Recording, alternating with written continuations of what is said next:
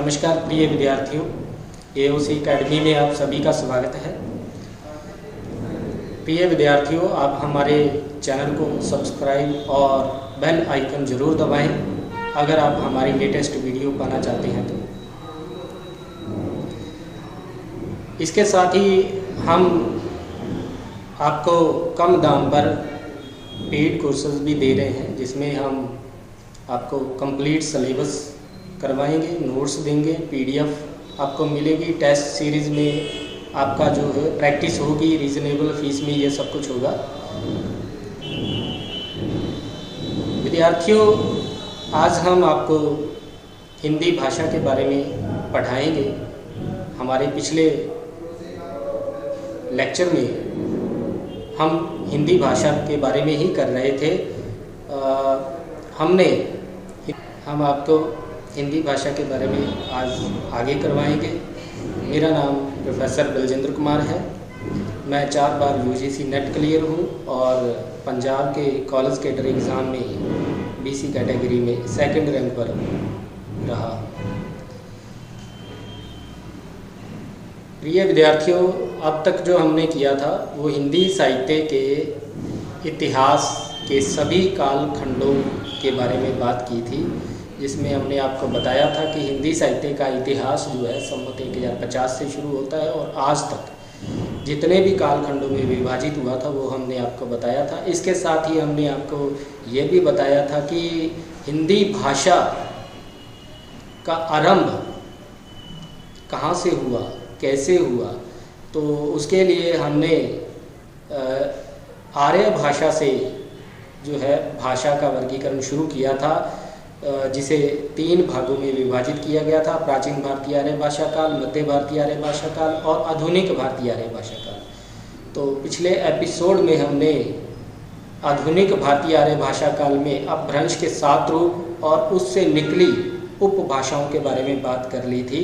तो आज हम उपभाषाएं, जो हिंदी की उपभाषाएं हैं और उनकी जो बोलियां हैं, 18 बोलियां जो हिंदी की मानी जाती हैं और 5 उपभाषाएं हिंदी की मानी जाती हैं, उनके बारे में करेंगे। तो हिंदी की उपभाषाएं और जो बोलियां हैं, 5 उपभाषाएं।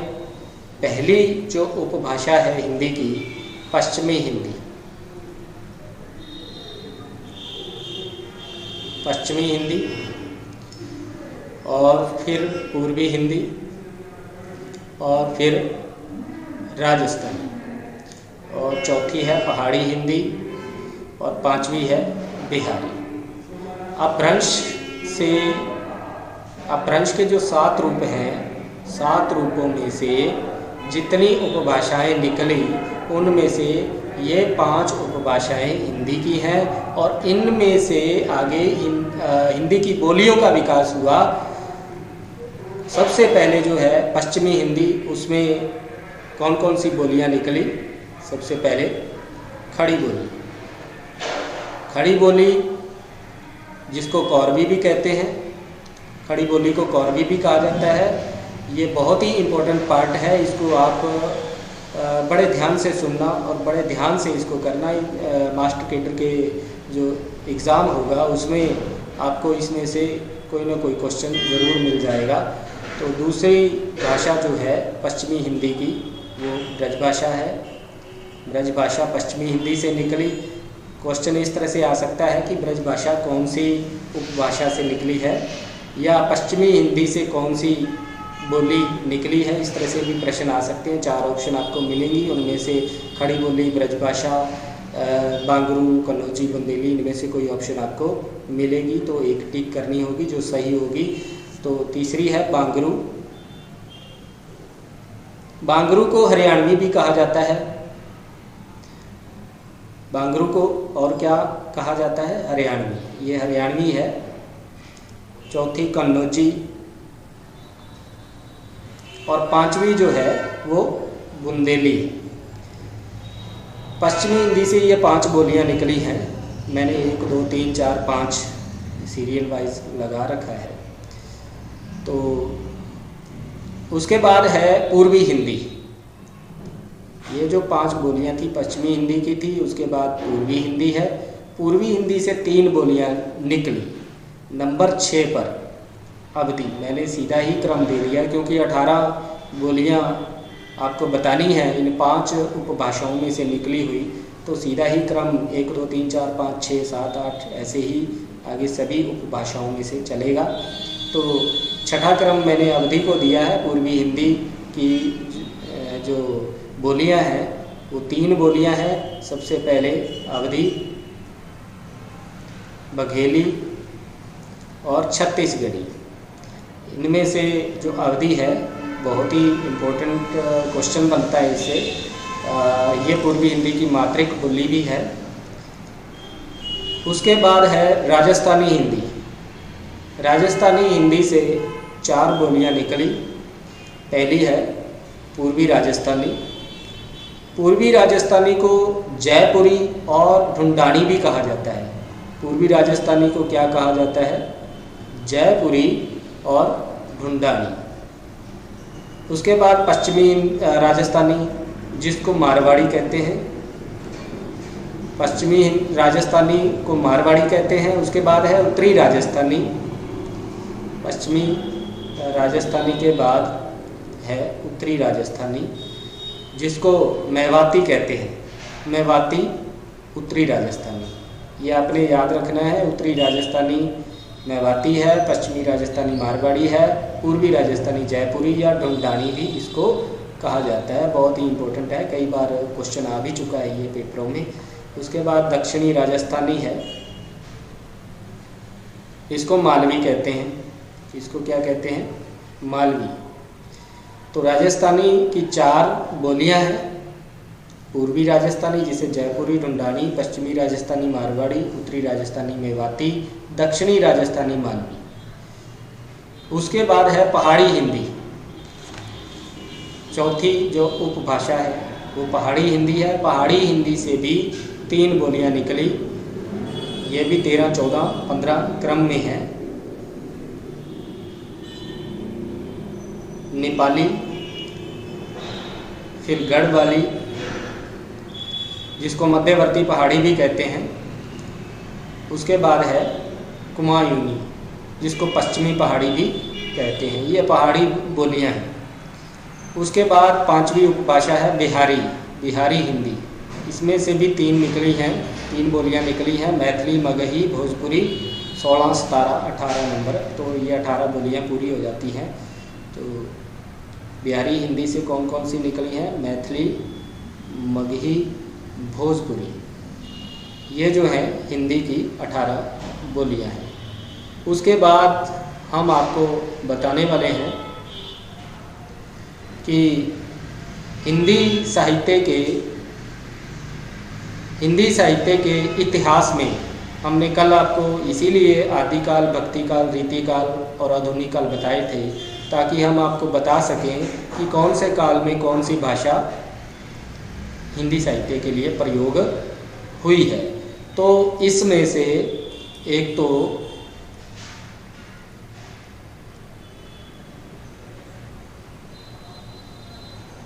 ये है खड़ी बोली, और एक ये है ब्रज भाषा, और एक ये है अवधि। तो ये हैं जो हिंदी साहित्य के इतिहास में अब तक जो है प्रयोग हुई हैं। तो अब हम आपको बताएंगे कि आदिकाल, भक्तिकाल, रीतिकाल और आधुनिक काल में इनमें से कौन कौन सी भाषा का प्रयोग हुआ है। हम आपको वही बताएंगे, आपके टेस्ट के लिए वही ज़रूरी है। इसलिए हम ये जो राजस्थानी की हैं या पहाड़ी हिंदी की हैं, बिहारी की हैं, बाकी की जो बोलियां उनको हम नहीं करेंगे, क्योंकि उनमें से आपके पेपर में क्वेश्चन आने वाला नहीं है। आपके पेपर में जो क्वेश्चन आएंगे वो आपके हिंदी साहित्य से संबंधित भाषाओं में से ही आएंगे। तो इसलिए हम एक्स्ट्रा मटेरियल कुछ भी नहीं करेंगे। हमारा हिंदी का संबंध जिनसे रहा है, हिंदी साहित्य का संबंध जिन भाषाओं से रहा है, उनको ही हम करेंगे। तो सबसे पहले हम आदिकाल की भाषा के बारे में आपको बताएंगे। सबसे पहले हम आदिकाल में हिंदी साहित्य के इतिहास में आदिकाल की भाषा के बारे में करेंगे। विद्यार्थियों, पहले मैंने आपको बताया था आधुनिक भारतीय आर्य भाषा काल में कि इसमें जो भाषाएं हैं उनका समय 1000 ईस्वी तक लगभग रहा है, लेकिन अपभ्रंश का समय जो है ये निश्चित नहीं है। इसका प्रयोग 1200 ईस्वी तक लगभग होता रहा है। उसके बाद अपभ्रंश से निकली हुई हिंदी की भाषाओं ने इसका स्थान ले लिया। अतः कह सकते हैं कि आदिकाल में अपभ्रंश और आधुनिक हिंदी भाषाओं का मिला जुला प्रयोग होता रहा। इन्हें डिंगल और पिंगल भाषाओं का नाम भी दिया गया। आदिकाल में जो भाषाएं हिंदी साहित्य में प्रयोग होती रही उन्हें डिंगल और पिंगल भाषाओं का नाम भी दिया गया। अब डिंगल और पिंगल भाषा क्या है, इसके बारे में भी हम आपको बताएंगे कि इनमें जो है कौन कौन सी भाषाओं का मिश्रण है। डिंगल भाषा में अपभ्रंश और राजस्थानी का मिश्रित रूप डिंगल भाषा कहलाता है। डिंगल भाषा में क्या है, अपभ्रंश और राजस्थानी का मिश्रित रूप जो है वो डिंगल भाषा कहलाता है। और पिंगल भाषा में अपभ्रंश और ब्रज भाषा का मिश्रित रूप पिंगल भाषा कहलाता है। अतः हम कह सकते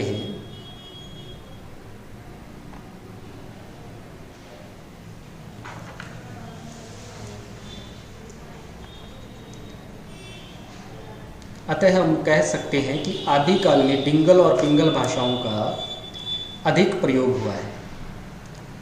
अगर पेपर में आदिकाल की भाषा के संदर्भ में डिंगल और पिंगल की ऑप्शन ना आए तो अपभ्रंश की ऑप्शन पक्का आएगी, इसे ही टिक करना होगा।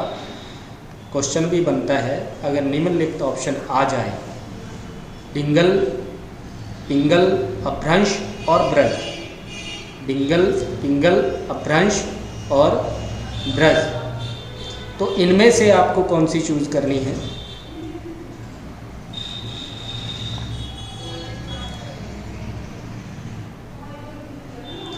इनमें से आपको चूज करनी है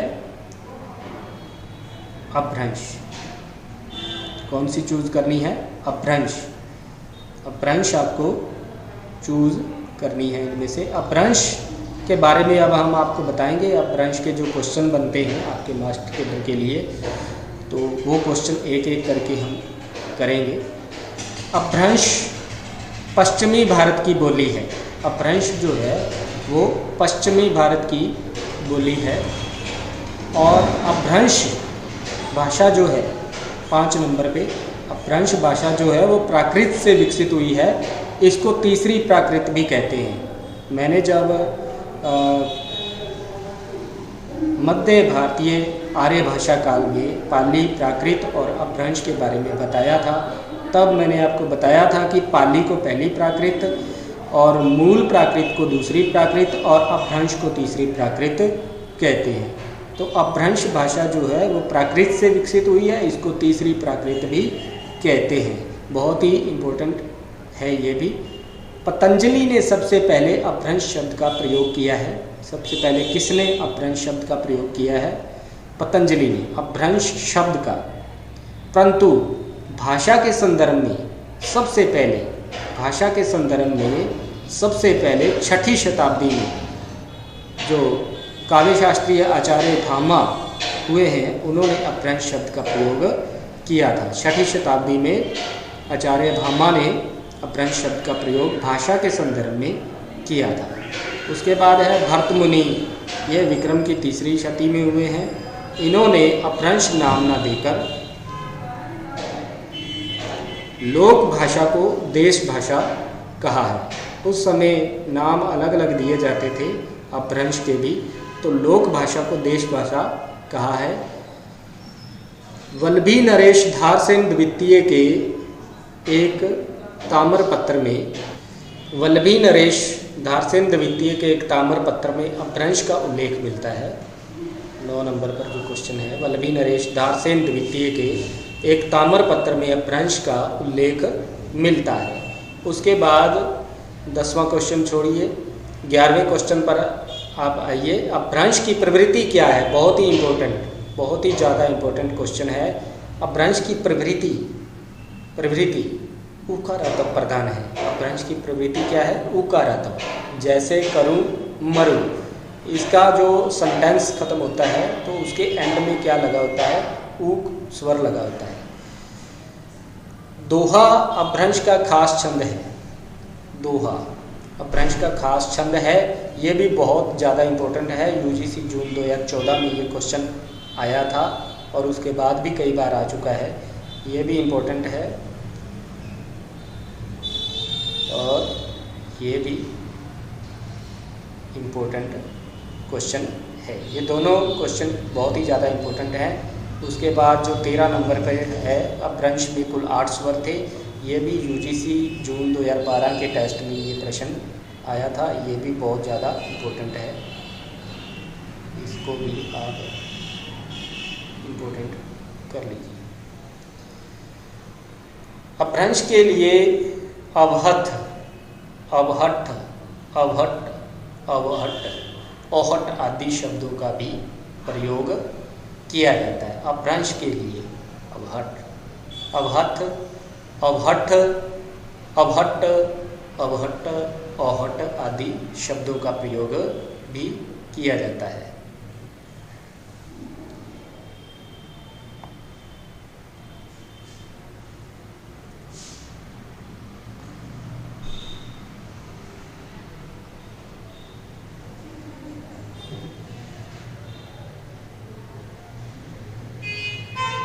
उसके बाद 15 नंबर,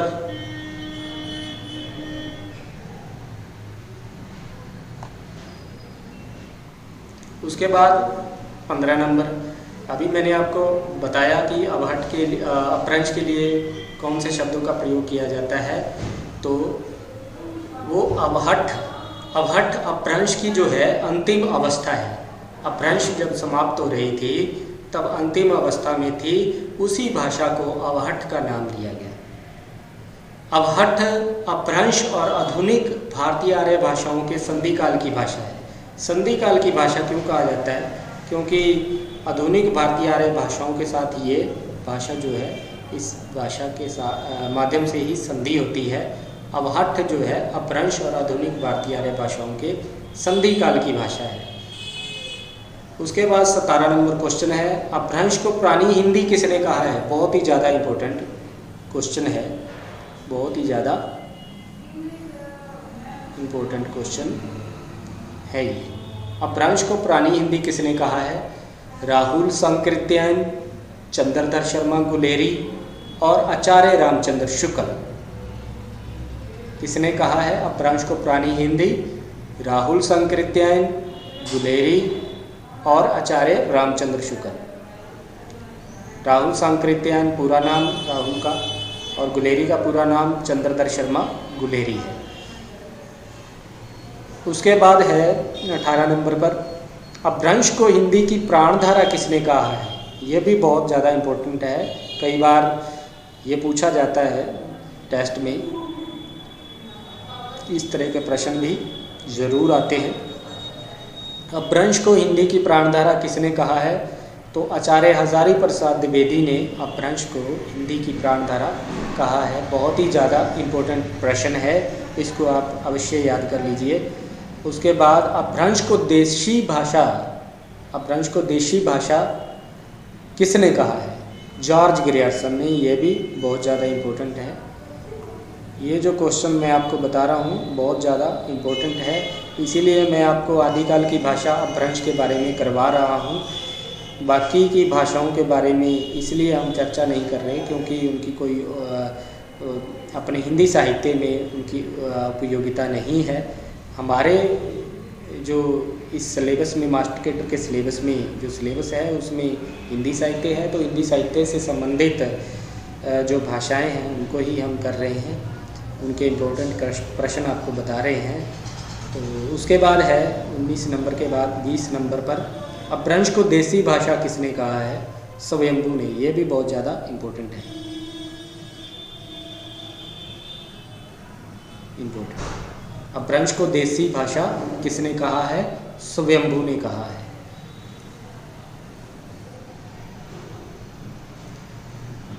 21 नंबर पर अपभ्रंश को अब कोई पुरानी हिंदी नहीं कहता, ये कथन है, कथन भी आते हैं कई बार।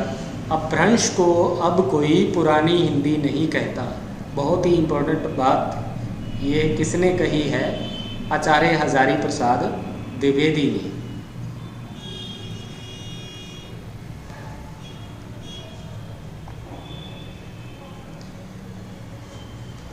बहुत ही इम्पोर्टेंट है ये। अपभ्रंश को अब कोई पुरानी हिंदी नहीं कहता, आचार्य हजारी प्रसाद द्विवेदी ने यह बात कही है। उसके बाद एक और कथन है, अपभ्रंश हिंदी नहीं है फिर भी हिंदी के निकट है। ये कथन किसका है? ये भी हजारी प्रसाद द्विवेदी का बहुत ही इम्पोर्टेंट कथन है, बहुत चर्चा इस पर होती रही है, ये भी इम्पोर्टेंट है। उसके बाद 23 नंबर पर अपभ्रंश हिंदी नहीं है, ये किसने कहा? ये मत किसका है? अपभ्रंश हिंदी नहीं है, तो इसका उत्तर है डॉक्टर रामविलास शर्मा। बहुत ज़्यादा इम्पोर्टेंट ये भी है। ये सारे प्रश्न जो हैं बहुत ही इम्पोर्टेंट रखे हुए हैं। अपभ्रंश में कृष्ण काव्य के प्रणेता कौन हैं? पुष्पदंत। अपभ्रंश में कृष्ण काव्य के प्रणेता जो हैं वो पुष्पदंत हैं। अपभ्रंश में जो कृष्ण काव्य लिखा गया है, सबसे पहले जो लिखा है वो पुष्पदंत ने लिखा है। ये भी इम्पोर्टेंट है, इम्पोर्टेंट सामग्री ही आपको हम दे रहे हैं, इसको ज़रूर याद कर लेना। उसके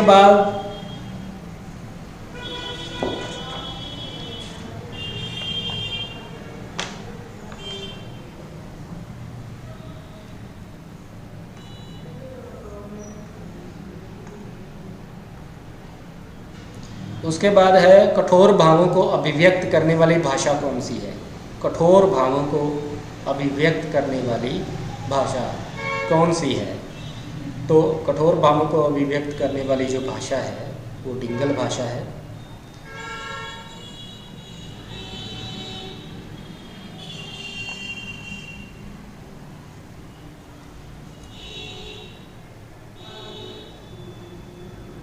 कठोर भावों को अभिव्यक्त करने वाली जो भाषा है वो डिंगल भाषा है। डिंगल भाषा मैंने आपको बताया था अपभ्रंश और राजस्थानी का मिश्रित रूप है। नरम और सरल भावों को, नरम और सरल भावों को अभिव्यक्त करने वाली भाषा का क्या नाम है? तो ये भाषा है पिंगल भाषा। ये अपभ्रंश और ब्रज भाषा का मिश्रित रूप है, ये भी मैं आपको पहले बता चुका हूँ। अब आदिकाल में जो भाषा रही है वो अपभ्रंश रही है।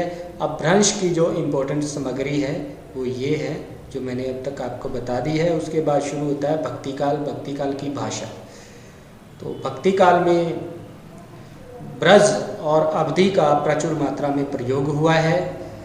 ब्रज का विकास किससे हुआ है? शोरसैनी अपभ्रंश से, जो मैं पहले ही आपको बता चुका हूँ पिछले एपिसोड में कि अपभ्रंश के जो 8 रूप हैं उनमें से शोरसैनी भी है। शोरसैनी से जो है ये आगे उपभाषाएं और भाषाएं निकली हैं। तो ब्रज और अवधि का प्रयोग जो हुआ है भक्तिकाल में, उनमें से ब्रज का विकास शोरसैनी अपभ्रंश से हुआ है, जबकि अवधि का विकास जो है वो अर्धमागधी अपभ्रंश से हुआ है। ये आपने याद रखना है, इम्पोर्टेंट बात है ये भी कि ब्रज का विकास किससे हुआ है और अवधि का विकास किससे हुआ है। ब्रज का विकास शोरसैनी अपभ्रंश से हुआ है, अवधि का विकास अर्धमागधी अपभ्रंश से हुआ है। तो इन दो भाषाओं का भक्तिकाल में प्रयोग हुआ है, भक्ति साहित्य में प्रयोग हुआ है। तो भक्तिकाल में 4 प्रकार के कवि हुए हैं। भक्तिकाल में 4 प्रकार के कवि हुए हैं, राम भक्त कवि, कृष्ण भक्त कवि, सूफी कवि और संत कवि।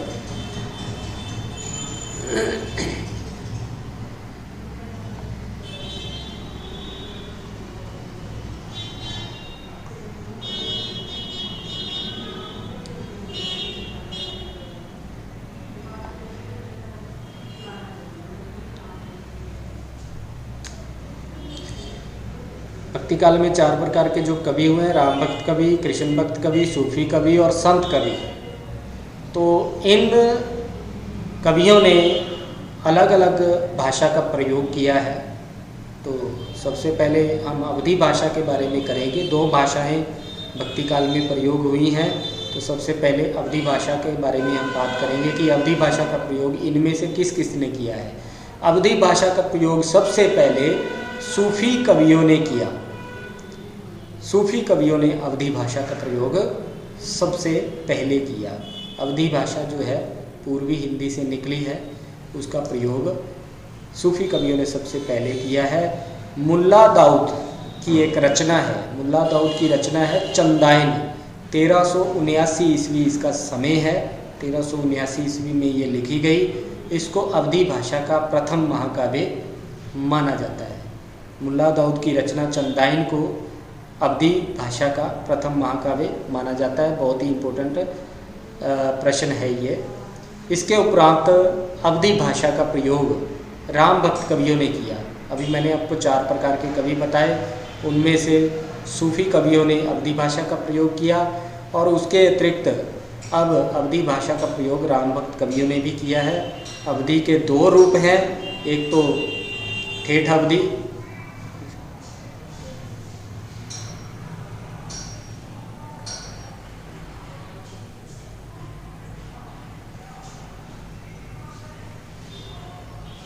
अवधी के 2 रूप हैं, ठेठ अवधि, शुद्ध साहित्यक अवधि। जायसी आदि सूफी कवियों ने ठेठ अवधि का प्रयोग किया है, जबकि तुलसीदास आदि जैसे राम भक्त कवियों ने शुद्ध साहित्यक अवधि का प्रयोग किया है। अभी मैंने आपको बताया कि अवधि का प्रयोग सूफी कवियों ने किया और उसके बाद राम भक्त कवियों ने किया। सूफी कवियों ने जिस अवधि का प्रयोग किया वो ठेठ अवधि थी, और राम भक्त कवियों ने जिस अवधि का प्रयोग किया वो शुद्ध साहित्यक अवधि थी। तुलसीदास जैसे राम भक्त कवि और जायसी जैसे जो हैं वो सूफी कवि हैं, जायसी।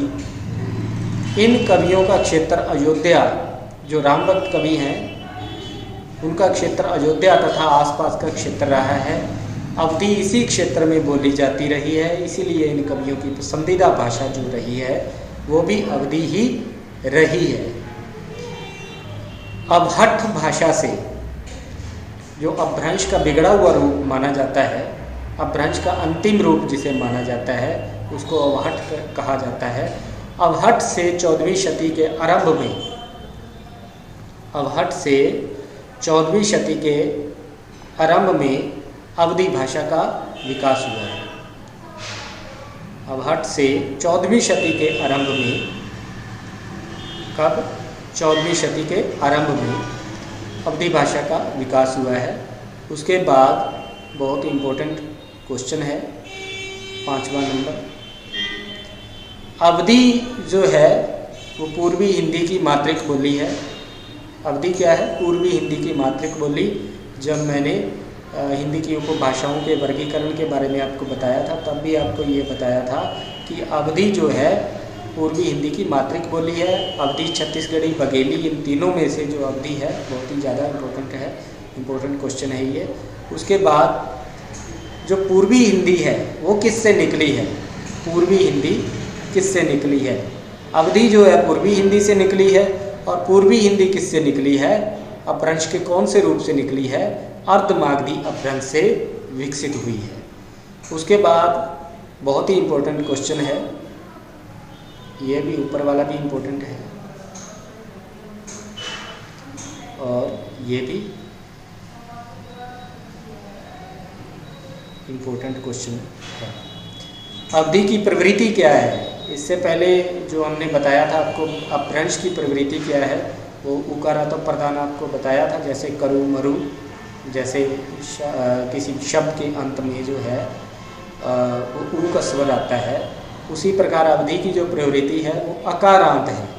अकारांत, इसके वर्ण, जो शब्द का अंतिम वर्ण है वो अ स्वर से समाप्त होता है, जैसे छोट, बड़, नीक, खोट आदि। हम तो कहते हैं छोटा, बड़ा, खोटा आदि, तो ये अवधि में कहा जाएगा छोट, बड़, नीक, खोट आदि। बहुत ज़्यादा इम्पोर्टेंट है, अकारांत प्रवृत्ति है अवधि की।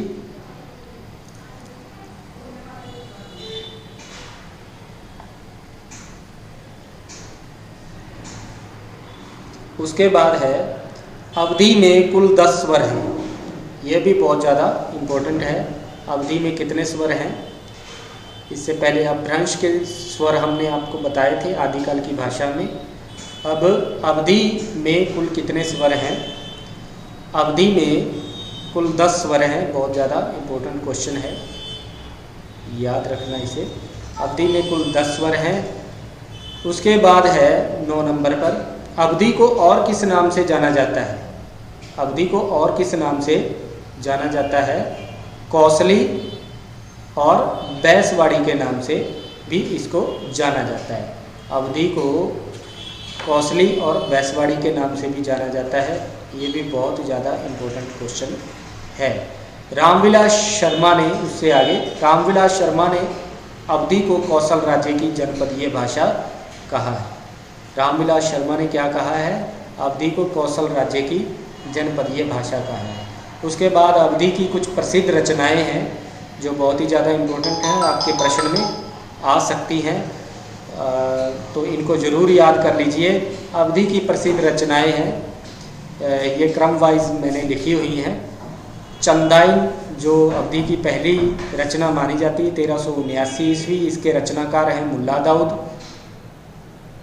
चंदाइन 1379 ईस्वी और इसके रचनाकार हैं मुल्ला दाऊद, जरूर याद कर लीजिए। उसके बाद है मृगावती। मृगावती इसका रचनाकाल है 1503 ईस्वी और ये कुतुबन की रचना है। किसकी रचना है? कुतुबन की। उसके बाद है पद्मावत। ये 1540 ईस्वी में लिखी गई और ये बहुत ज़्यादा इम्पोर्टेंट रचना है, जायसी की रचना है। उसके बाद है मधुमालती, 1545 ईस्वी में ये लिखी गई और मंझन की रचना है ये। म पर मधुमालती और म पर मंझन, आप याद रख लेना इसको। उसके बाद चित्रावली रचना है, इसका समय है 1613 ईस्वी और ये रचना किसकी है? उस्मान की। उसके बाद नूर मोहम्मद की 2 रचनाएं हैं। नूर मोहम्मद की ये भी प्रसिद्ध रचनाएं हैं। इंद्रावती 1744 ईस्वी और अनुराग बांसुरी 1764 ईस्वी।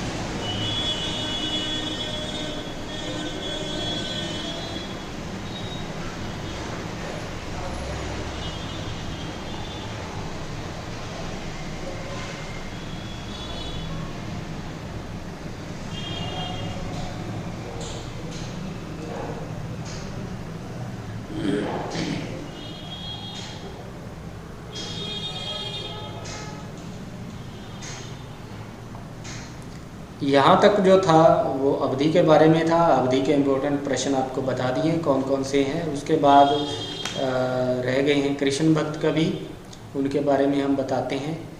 तो कृष्ण भक्त कवियों ने मूलतः ब्रज भाषा का प्रयोग किया है। ब्रज क्षेत्र में श्री कृष्ण रहे हैं, तो ब्रज भाषा वहाँ की मुख्य भाषा रही है। कृष्ण भक्त कवियों ने मूलतः ब्रज भाषा का प्रयोग किया है। इनका क्षेत्र ही मथुरा, वृंदावन तथा इसके आसपास का रहा है। ये आप जरूर याद रखना कि इन भाषाओं का क्षेत्र कौन सा है। ब्रज क्षेत्र में रहने के कारण इन्होंने ब्रज भाषा को ही पसंद किया। इन कवियों ने जो है ब्रज क्षेत्र में रहने के कारण अपने क्षेत्र की भाषा को ही पसंद किया। उसके बाद ब्रज भाषा की प्रवृत्ति है। ब्रज भाषा में जैसे हमने अपभ्रंश की प्रवृत्ति बताई थी, अवधि की प्रवृत्ति बताई थी, उसी तरह हम आपको बता रहे हैं कि ब्रज भाषा की प्रवृत्ति ओकारात्व प्रधान है। ओकारांत ब्रज भाषा की प्रवृत्ति जो है वो ओकारात्व प्रधान है। जैसे आयो, गयो, खायो, वो एक श्लोक है सूरदास जी का, मेया मोरी मैं नहीं माखन खायो, खायो। तो इसमें जो अंतिम स्वर वर्ण है उसमें ओ का स्वर आता है। उसी तरह कारो, पीरो, अच्छो, बुरो आदि। शुद्ध ब्रज भाषा का काव्य भाषा में सर्वप्रथम प्रयोग किसने किया है? ब्रज भाषा के जो बहुत ही ज़्यादा महान कवि रहे हैं वो सूरदास जी हैं। सूरदास की 3 रचनाएं हैं, सूरसागर, सूरसारावली, साहित्य लहरी। इसके बारे में हम आपको बाद में बताएंगे जब हिंदी साहित्य की सामग्री को हम करेंगे। तो ब्रज भाषा का काव्य भाषा में सर्वप्रथम प्रयोग शुद्ध ब्रज भाषा का, जिस तरह से अवधि में एक ठेठ अवधि थी और एक शुद्ध साहित्यिक अवधि थी, उसी तरह ब्रज भाषा में भी शुद्ध ब्रज भाषा का भी एक रूप है। तो शुद्ध ब्रज भाषा का प्रयोग सूरदास जी ने किया है। ब्रज भाषा का गद्य में सर्वप्रथम प्रयोग किसने किया है? तो गोरखनाथ ने किया है। सूरदास जी से पहले गोरखसार उनकी रचना है जिसमें ब्रज भाषा का गद्य में सर्वप्रथम प्रयोग हमें देखने को मिलता है। और उसके पहले अग्रवाल कवि की प्रद्युम्न चरित्र रचना है। अग्रवाल कवि की प्रद्युम्न चरित्र रचना जो है, अग्रवाल कवि की प्रद्युम्न चरित्र रचना है, जिसका रचना काल है 1345 ईस्वी। इसमें सर्वप्रथम ब्रज भाषा के संकेत मिलते हैं। तो ये ब्रज भाषा से संबंधित इम्पोर्टेंट प्रश्न थे, इनको आप अवश्य याद कर लीजिए। उसके बाद संत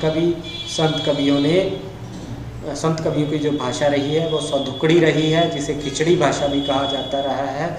और सधुकड़ी भाषा में पंजाबी, खड़ी बोली, ब्रज आदि का मिला जुला रूप है, इसीलिए इसको खिचड़ी भाषा भी कहते थे। और साधुओं की भाषा होने के कारण इनकी भाषा को साधुकड़ी भाषा भी कहा गया है, क्योंकि ये जो संत लोग हैं किसी एक क्षेत्र में नहीं रहे, ये चलते फिरते दूर दूर तक जाते रहे हैं। जिस क्षेत्र में गए वहाँ की भाषा का प्रभाव इनकी भाषा में आता गया और इसलिए इनकी भाषा जो है मिश्रित होती गई। कई भाषाओं का मिश्रित रूप देखने को मिलता है, इसलिए इनकी भाषा को साधुकड़ी भाषा कहा जाता है। तो भक्ति काल में 4 प्रकार के कवि हुए हैं: राम भक्त कवि, कृष्ण भक्त कवि, सूफी कवि और संत कवि। सूफी कवि और राम भक्त कवियों ने अवधि का प्रयोग किया है और कृष्ण भक्त कवियों ने ब्रज भाषा का प्रयोग किया है और संत कवियों ने साधुकड़ी भाषा का प्रयोग किया है। उसके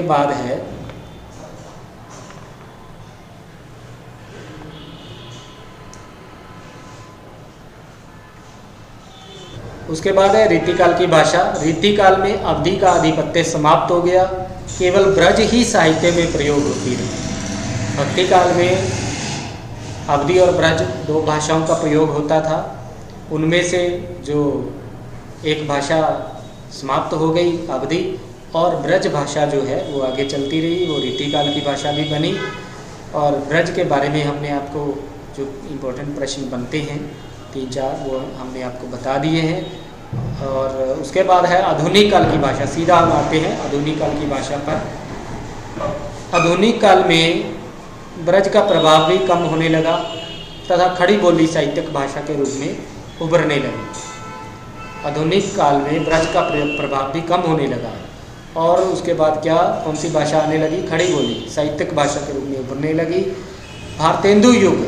आधुनिक काल में मैंने छोटे छोटे कालखंड आपको इसलिए करवाए थे पहले एपिसोड में, ताकि आपको पता चल सके कि आधुनिक काल में कालखंड कौन कौन से हैं। तो आधुनिक काल में पहला जो कालखंड है भारतेंदु युग।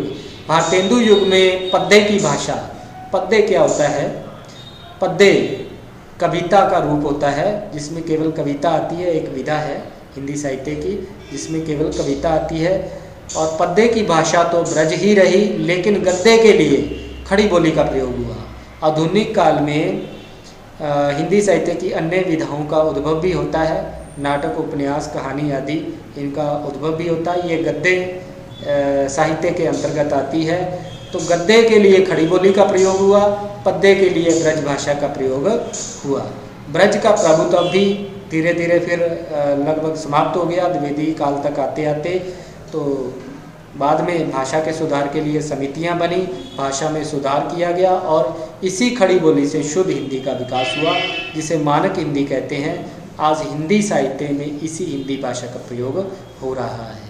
आज हिंदी साहित्य में जिस हिंदी भाषा का प्रयोग हो रहा है उसका विकास खड़ी बोली से ही हुआ है। खड़ी बोली में सुधार करके ही हिंदी भाषा बनाई गई है।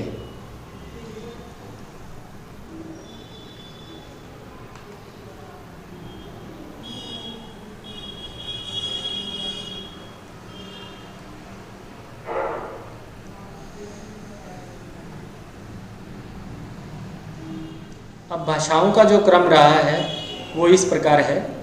वैदिक संस्कृत, जहाँ से हमने शुरू किया था प्राचीन भारतीय आर्य भाषा काल में, वैदिक संस्कृत और लौकिक संस्कृत किया था। वैदिक संस्कृत, लौकिक संस्कृत, उसके बाद मध्य भारतीय आर्य भाषा काल में पाली, प्राकृत, अपभ्रंश और उसके बाद हिंदी। अगर इनमें से कोई ऑप्शन आ जाए, राजस्थानी, ब्रज, अवधी, खड़ी बोली, इनका क्रम आ जाए, क्रम वाला कोई प्रश्न आ जाए तो इनका क्रम ऐसे है। पहले आप राजस्थानी को लोगे, फिर ब्रज को, और फिर अवधी को, फिर खड़ी बोली को। खड़ी बोली का विकास किस अपभ्रंश से हुआ है, कई बार ये प्रश्न आ जाता है, किस अपभ्रंश से हुआ है। तो जो मैंने आपको पहले वर्गीकरण बताया था वो इसीलिए बताया था ताकि आपको पता चल सके कि कौन सी उपभाषा से कौन सी भाषा का, कौन सी बोली का विकास हुआ है। तो शोरसैनी अपभ्रंश से खड़ी बोली का विकास हुआ है। खड़ी बोली के प्रथम प्रयोक्ता कौन है? प्रथम प्रयोग किसने किया खड़ी बोली में, खड़ी बोली का?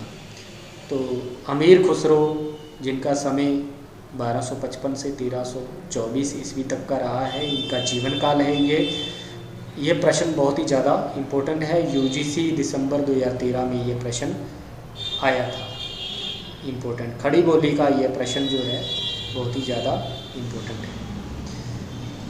खड़ी बोली किस युग में काव्य की भाषा बनी? तो अभी मैंने आपको बताया था कि आधुनिक काल में ब्रज भाषा समाप्त होने लगी।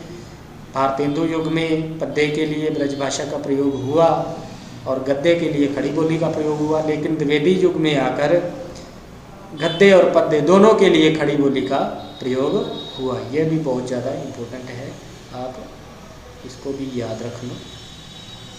खड़ी बोली का अन्य नाम बहुत ही ज़्यादा इम्पोर्टेंट क्वेश्चन है ये भी। इनमें से आपको कोई ना कोई क्वेश्चन ज़रूर मिलेगा आपके पेपर में। खड़ी बोली का अन्य नाम जो है कौरवी है। उसके बाद है खड़ी बोली को कौरवी नाम किसने दिया? ये सीरियल वाइज प्रश्न लगाए हुए हैं। खड़ी बोली को कौरवी नाम किसने दिया है? तो भोलानाथ तिवारी और राहुल संकृत्यायन ने खड़ी बोली को कौरवी नाम दिया है। बहुत ही इम्पोर्टेंट क्वेश्चन है। भोलानाथ तिवारी और राहुल संकृत्यायन ने खड़ी बोली को कौरवी नाम दिया है। उसके बाद वाला क्वेश्चन इतना ज़्यादा इम्पोर्टेंट नहीं है, ये तो वैसे जानकारी के लिए लिखा गया है। राहुल संकृत्यायन को 18 भाषाओं का ज्ञान था। उसके बाद 24 नंबर पर कौरवी का अर्थ क्या है? कौरवी अर्थात कुरुक्षेत्र की भाषा, जहाँ पर महाभारत का युद्ध लड़ा गया था। कौरवी अर्थात कुरुक्षेत्र की भाषा।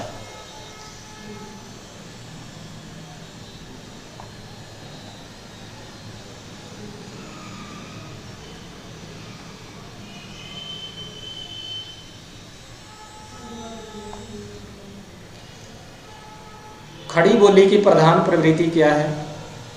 उसके बाद 25 नंबर जो प्रश्न है, खड़ी बोली की प्रधान प्रवृत्ति क्या है? जैसे हमने अपभ्रंश की प्रवृत्ति की, अवधि की प्रवृत्ति की, उसके बाद ब्रज भाषा की प्रवृत्ति की, उसी तरह इस आधुनिक काल में जो खड़ी बोली है, द्विवेदी युग में जिसका प्रयोग हुआ, उसकी प्रवृत्ति क्या है वो भी हम आपको बता रहे हैं। बहुत ज़्यादा इम्पोर्टेंट प्रश्न है।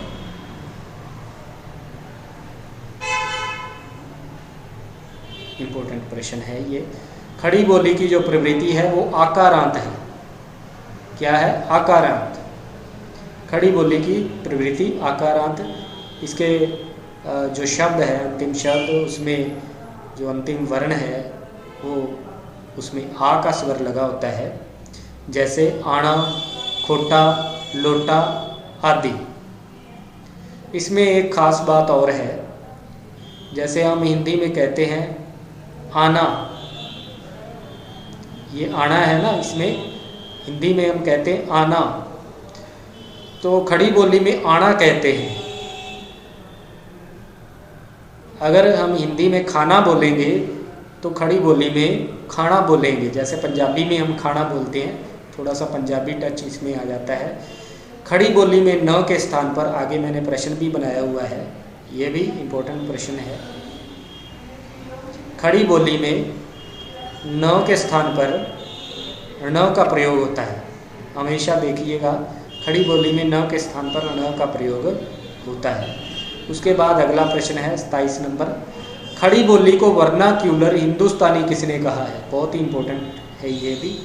खड़ी बोली को वर्नाक्यूलर हिंदुस्तानी किसने कहा है? तो जॉर्ज ग्रियर्सन ने कहा है। हिंदी साहित्य के इतिहास ग्रंथ लिखने वाले इतिहासकार हैं ये जॉर्ज ग्रियर्सन, जिन्होंने भी एक हिंदी साहित्य का इतिहास ग्रंथ लिखा है, the modern vernacular literature of Hindustan, इनके इतिहास ग्रंथ का नाम है। वो हम आपको बाद में बताएंगे अगले एपिसोड में। खड़ी बोली को वर्नाक्यूलर हिंदुस्तानी जॉर्ज ग्रियर्सन ने कहा है। उसके बाद 28 नंबर जो प्रश्न है ये भी बहुत ही ज़्यादा इम्पोर्टेंट है, लास्ट प्रश्न जो है हम कर रहे हैं आज के एपिसोड का। डॉक्टर बच्चन सिंह के अनुसार, डॉक्टर बच्चन सिंह ने एक इतिहास ग्रंथ लिखा है, हिंदी साहित्य का दूसरा इतिहास। तो उनके अनुसार खड़ी बोली शब्द जो है फोर्ट विलियम कॉलेज, बहुत ही ज़्यादा इम्पोर्टेंट ये प्रश्न भी बनता है, बहुत ही ज़्यादा ये फेमस संस्था रही है। फोर्ट विलियम कॉलेज की स्थापना 1800 ईस्वी में हुई थी, सन 1800 में इसकी स्थापना हुई थी। तो इसकी टकसाल से खड़ी बोली शब्द निकला था, ये डॉक्टर बच्चन सिंह मानते हैं। सबसे पहले कॉलेज के भाखा मुंशी, भाषा को भाखा कहते हैं, सबसे पहले कॉलेज के भाखा मुंशी लल्लू लाल और सदल मिश्र, किसने? लल्लू लाल और सदल मिश्र ने इसका प्रयोग किया। ये डॉक्टर बच्चन सिंह कहते हैं कि खड़ी बोली शब्द का सबसे पहले प्रयोग जो है लल्लू लाल और सदल मिश्र ने किया, और ये शब्द जो है फोर्ट विलियम कॉलेज की टकसाल से सबसे पहले निकला। तो बाकी का जो हम करेंगे हिंदी भाषा के बारे में, द्विवेदी युग में खड़ी बोली, तो खड़ी बोली के बाद छायावाद आता है। छायावाद में जो है हिंदी भाषा आ जाती है। हिंदी भाषा के सुधार के लिए जो समितियां बनी, हिंदी भाषा में कई तरह के सुधार किए गए, और फिर छायावाद से लेकर आज तक जो है मानक हिंदी का प्रयोग हिंदी भाषा में हो रहा है। हिंदी भाषा के बारे में हम आपको अगले एपिसोड में बताएंगे।